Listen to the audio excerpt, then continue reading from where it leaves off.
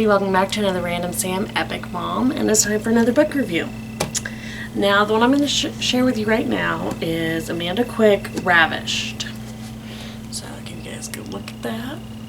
Pretty good.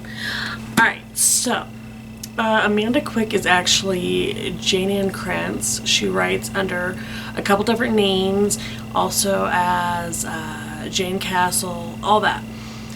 Great novels. This author is pretty awesome because her Jane Castle ones are set in the future, usually on another world.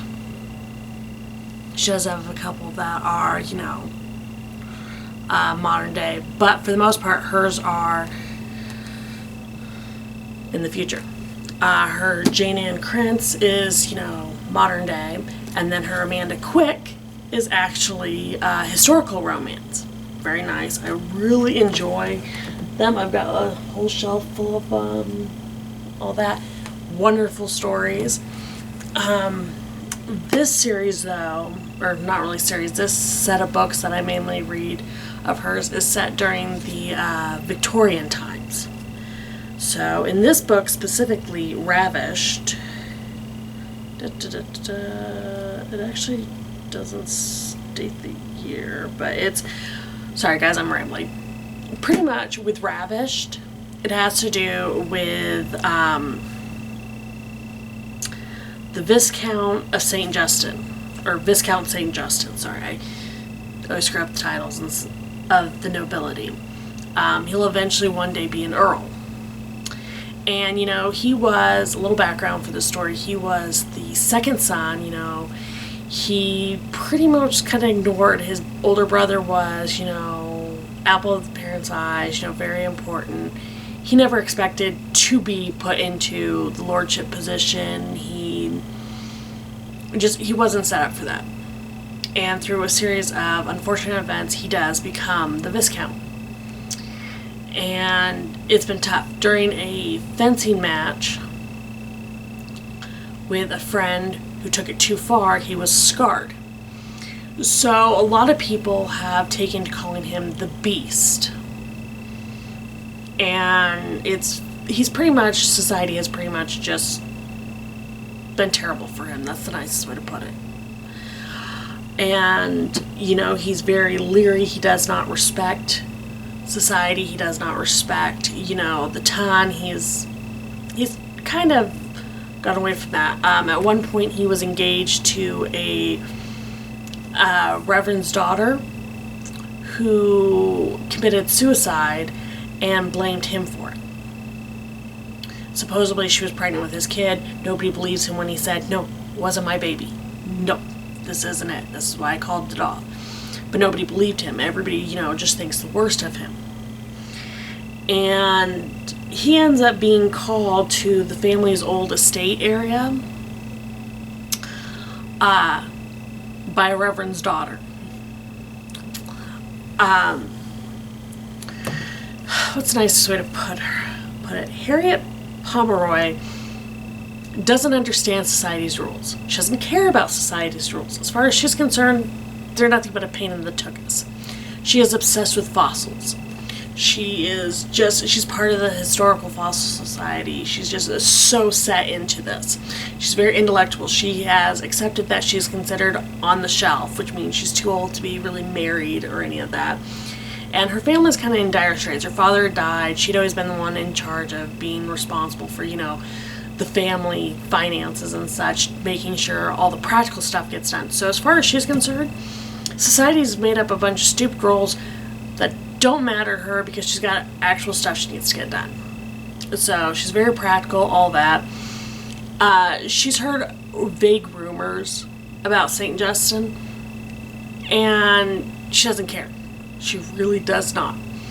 But she has sent a kind of forceful letter to him saying, hey, you need to get here, because the caves that she explores for her fossils, she has discovered, is being used by thieves to store their booty. And he shows up, and he meets her, and goes into this office, and she is just surrounded by bones. He's like, okay, this is kind of gothic. Not really sure how to deal with this. And, you know, she's not aware of the previous scandal with him, because the previous reverend lived in her house. Her father was the one that replaced him, all that. Whole bunch of troubleness, so that everybody in the neighborhood has, you know, had this horrible thought of St. Justin. And she is sent for him to say, hey, there are thieves in my caves. And technically they belong to his family, but she's like, they're in my caves, you need to get them out of my caves so I can continue to explore. And he's used to everybody being really scared of him or any of that. And she just stares at him like, what scandal? I don't care. He's like, well, don't you think you should have somebody in here to supervise us? You know, you need a chaperone. And she's like, why? Oh, don't worry, I don't care about that. So it's through a series of events, because, you know, he's not really communicating his plans with her, and she is just kind of take charge. She's not used to having to answer to anybody.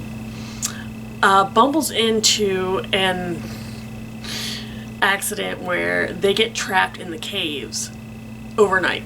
You know, if they try to leave the caves, the tide has come in, they can't escape. And through all this, it happens and all that, and they end up, you know, making love, and he's like, okay, we're gonna get married right away. And she's like, no, we don't have to worry about that. Oh, I don't care about my reputation. Stop worrying about it. And through a series of events, he has to run back home because he thinks his father's dying. Him and his father are in really terrible straits, because when his brother died, people started rumors saying that he was the cause of it. And then when his fiance committed suicide, it just made it even worse. So his parents have kind of stepped away from society as well because of the scandals. And so he shows up because he's been told, okay, your father's going to, you know, die, and it's not really the case. And they're like, well, what do you mean? What do you mean that you're engaged? Because they sent a letter, her aunt's taking her to London for the social season. And Harry just doesn't care. She does not care about any of that. She's trying to foist her sister off so that she can get her sister married and settled down. And as far as Harriet's concerned, okay, I'm engaged to St. Justin. It's not a big deal. Everybody's shocked because she's, you know, everybody was expecting her, you know, don't tell anybody, because, you know, until, you know, the announcement's put in the paper, you don't want, because he could just cry off. And she's like, no, she's just very matter of fact about, oh yeah, St. Justin's mine. Yep, he's mine. And it's just so funny because it's, again, through a series of not her fault, but her being a little bit obtuse. All these little things keep happening where they eventually get married, and people are still trying to look down on him, still trying to say, oh, well, you know, he's, you know, scandalous, and he's not somebody you trust. And through her belief in him, everybody's going to be like, oh my God, no, we were wrong. He's this amazing person. And she's just the whole time is just completely, you know, oh no. Well, this is how he is. This is, you know, he's always been that way. And for him, it's, oh my God, he's somebody who believes in him constantly, who never questions his honor and integrity. So it's a very big thing to him. To her, she's just always defending him. He's just not used to it. And in that type of society where, you know, women are so set on, oh my God, you're going to lose your reputation. Your reputation means everything. She's like, no, forget you. He's honorable. He's that. All of you just, never mind. And it's just a great story. It is somebody who's, you know, given up on society, given up on proper ladies, being kind of smacked upside the head with just this open, honest female who's just like, okay, whatever, let's just move on. Oh no, don't worry about this, don't worry about that. And she's in a way kind of saving him from himself, saving him from being alone. And it's just so funny because she makes everybody kind of take a look at who he truly is, even his family, his parents. And it's just so funny. It's just, I think in today's society we have a lot of, we're more open and so many more things, you know, it's kind of hard to cause a scandal for the everyday person. So it's great to see this society where, you know, everything is, oh my God, it's a scandal, oh my God, it's caused this, to having somebody who's like, yeah, no, just no. And him being the one trying to always protect her from social misfortune. And it's just, again, it's one calamity after another. It is her, you know, just not understanding it. but at the same time, she's just so practical about everything else that it's hard to, reconcile the two. So again, if you guys get a chance, please give Ravished a chance. It is a wonderful story, and it has just, again, it will make you laugh, and just trying to see this man adapt to this bossy little bit of baggage. So you guys get a chance, please give Ravished a chance. Because God knows we can all use to be ravished. I'll talk to you guys again soon. Bye.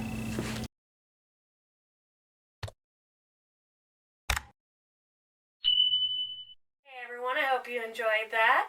Please check out our other videos already on YouTube. And give us a like and subscribe. And if you hit that bell for notifications, you'll know when we put something new out.